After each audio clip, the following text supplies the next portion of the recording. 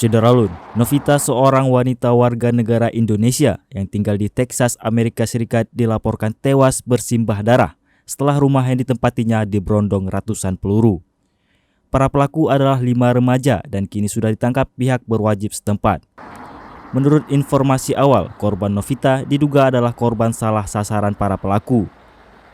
Sheriff Bexar Country Javier Salazar meyakini para tersangka dalam kasus ini menembaki rumah yang salah di area tersebut pada Selasa 4 Oktober 2022 pukul 1:30 waktu setempat.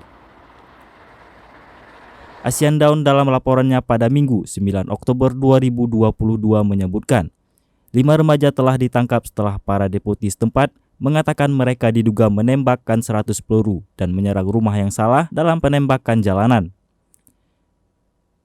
Dalam penembakan tersebut menewaskan perempuan Asia berusia 25 tahun dan melukai seorang perempuan lain berusia 41 tahun.